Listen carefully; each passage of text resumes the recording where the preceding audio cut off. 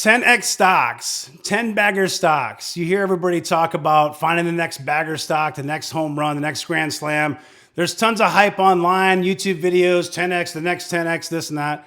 But seriously, as long-term investors, let's look at some stocks that could legitimately be 10x from right here today to 2032. So we're talking about 10 years, 10x. So 1,000% return over the next 10 years. Are we going to be right on every one of these picks? Probably not, but we're going to use our intelligence. We're going to use the knowledge we have. We're going to look at the existing companies and say, these are stocks that I think could do 10x from this point to 2032. Now, I just filmed an exclusive video for the Patreon community. It's the Tremendous 12, not to be confused with the Perkins breakfast item, but Tremendous 12 stock picks that I think are 10x stocks from right here. If you buy and hold and dollar cost average between now and 2032. And it covers segments from e-commerce, semiconductors, you name it, real estate, restaurant. It's a very, very wide mix, a very wide blend. I've got metaverse in there, artificial intelligence. So it's not all cloud stocks. It's not all this or that. It's got a blend of all the secular growth trends that we talk about. And there's 12 stocks. Today, I'm going to bring you 3 of those stocks. So we're going to go through 3 of those picks. I'm going to give you 3 stocks that I think can be 10x stocks from right now to 2032. You're going to want to see this video. Stay tuned. Okay, so the first pick on this list is going to be one that you probably know pretty well and you've seen on the channel before. Artificial intelligence to replace the FICO score. And they're focused right now mostly on personal loans and auto loans. And I talked about this company and some of the risks. I do think that long term, it has the opportunity to be a 10x stock from here, especially over a 10-year period. But there certainly are risks, and there's going to be risks with any stock that has high risk, high reward. The thing with a company like Upstart is it could either be a multi-bagger stock or the artificial intelligence could fail and it could crash and burn. It could be displaced, disrupted, and so on. 3 of those risks that we talked about before that I've shared with you guys, 3 kind of buckets and comparisons. When you look at the first one is going to be Zillow Group. So Zillow Group, we know that they tried doing iBuying and that they failed miserably. Essentially, the AI wasn't smart enough, the artificial intelligence, to predict the home values. It wasn't as good as we thought it was. And so what happens if Upstart has something similar? And maybe that AI is not as good as we think it is, and we start seeing more defaults. That, of course, can impact the performance of the company and of the stock. Secondly, we saw Blend Labs report earnings a few weeks back, and they told us just how bad the mortgage industry is starting to become. Especially when you think of refinances, but even with new home purchases, mortgage applications are down. And since that earnings call, rates have gone up significantly. Rates now are well over 5% on mortgages, and that's increasing the cost of buying a house as well as rent prices. How will that impact the consumer, which Upstart relies on for those loans for personal and auto loans? You could argue that that could impact disposable income and impact the business. And third, and these all kind of tie together, when you look at something like a Zoom video, they had outstanding performance over COVID, but now they have very difficult comps. So in other words, you've got those comparables and they grew 300%. Well, the next quarter, they only have 30% growth, but that's based on a 300% growth period the quarter before that. And Wall Street doesn't like that. So you're going to get what we call the COVID hangover. And essentially, it's going to take some time for the stock to work itself out of that. You could see that with Upstart as well. You could see they've had tremendous growth. Maybe it's not sustainable quarter after quarter. Once that growth starts slowing down, Wall Street doesn't like it, sells the stock off. Now, this stock was $400 a share, and it's come back in the 80s, I think right now it's trading at. And I've said many times that I think that the stock is worth more, but short term, it doesn't really matter because there's a lot of risk. We have earnings coming up. And so there's just not a lot of catalyst to move this stock higher. Let's look at the total addressable market, though, of Upstart and look at some of the numbers just to see if 10x is even something feasible for the stock. Okay, so this slide is saying $6 trillion annual loan origination, TAM, or total addressable market. Right now, they're focused on personal and auto loans. You can see auto loans, $727 billion, and they just started getting into auto loans. So they just barely touched the tip of the iceberg of what they can even get into in auto loans. And they're not doing any mortgages right now or any small business. So if you add all that together, it's $6 trillion, the total addressable market. And if you look at their revenue for 2021, it was about $850 million, $848.6 million. The market cap on Upstart is $7.45 billion.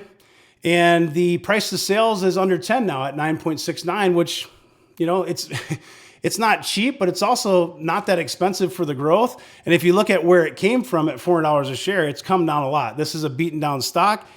And can it go from a $7.5 billion market cap? Can it go from $7.5 billion to $75 billion over the next 10 years? Easily. This thing, even if it were a $10 billion company, to say, could Upstart be a $100 billion company in 10 years? Right now, and this total addressable market is based on today, 6 trillion. What does that number look like in 10 years? Think about it for a second. Right now it's 2022. Think about 10 years ago in 2012. What was your life like? How much has changed just in your own little bubble that you live in the last 10 years? And how much can change from right now in 2022 to 2032?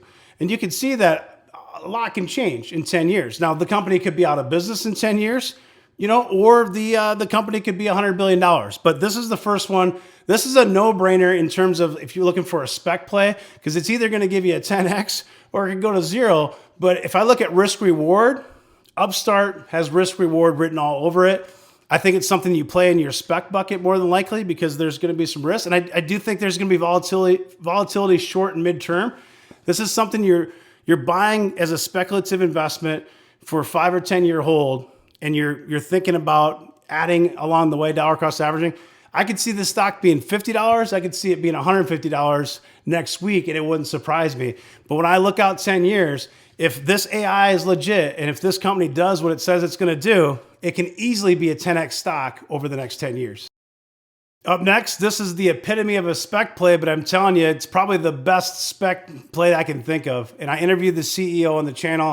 And if you didn't get to see that, check out the link above and go watch it, because a 30-minute interview with the CEO, you don't get the opportunity to do that with very many companies. This, of course, is a smaller cap company. It's less than $1 billion.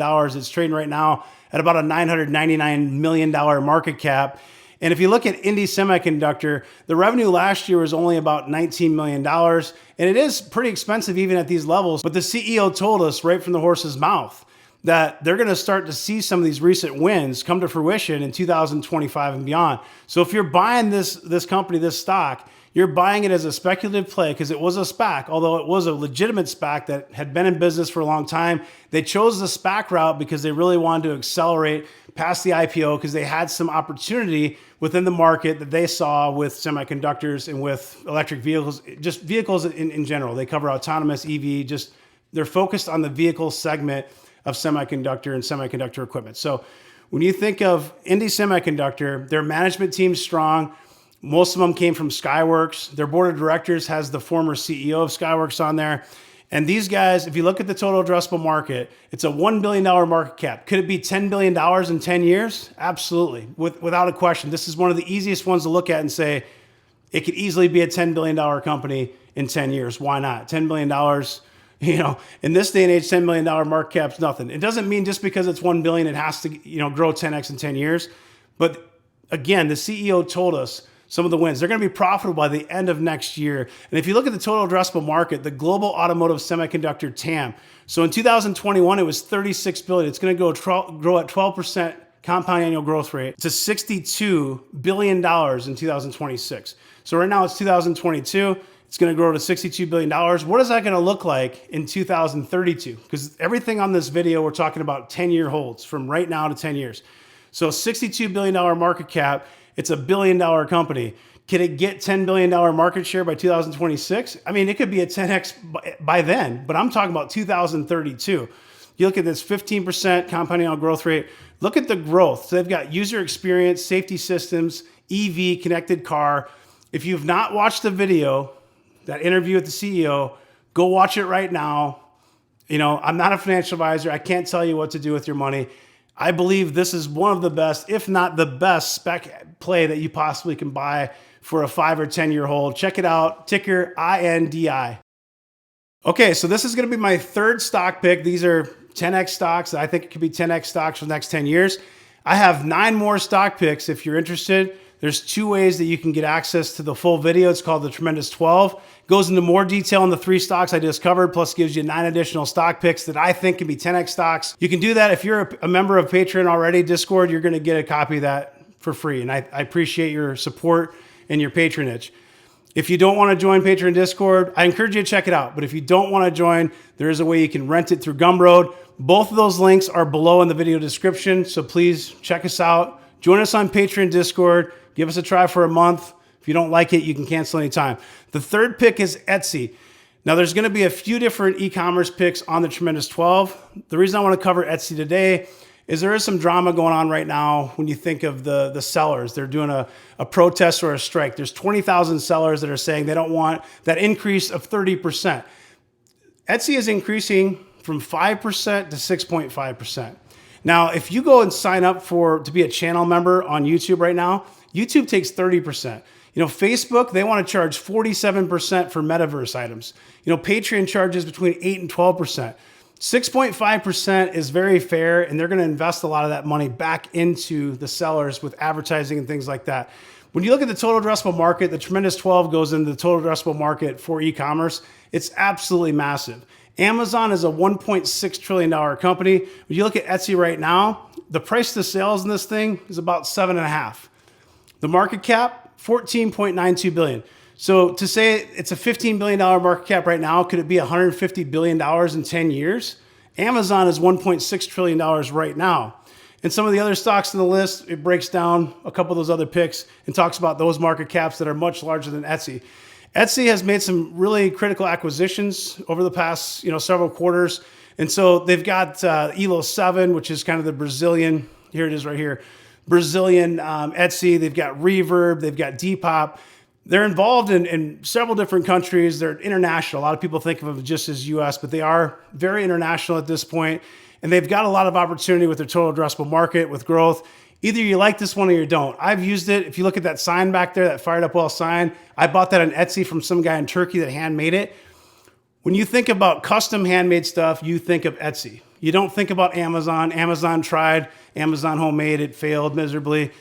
Etsy is a place where people go to get handcrafted, customized gifts. And I think that they have a ton of total addressable market. They've got great market share already, and I think they can continue to expand. But this breaks it down a little bit, and I go into it in much more detail on Tremendous 12 about what they're doing with this 5 to 6.5%. They just increased it. But 20,000 sellers, guys, there's millions of sellers on Etsy, and 20,000 sellers is really not that big of a thing. The headlines is a 30% increase. Well, it is from 5 to 6.5%. But look at this. We're adding more value for sellers. We're putting investments to make Etsy the best place to run a creative business. We're reinvesting most of this incremental revenue from this fee to increase marketing, seller tools, and creating world-class customer experiences.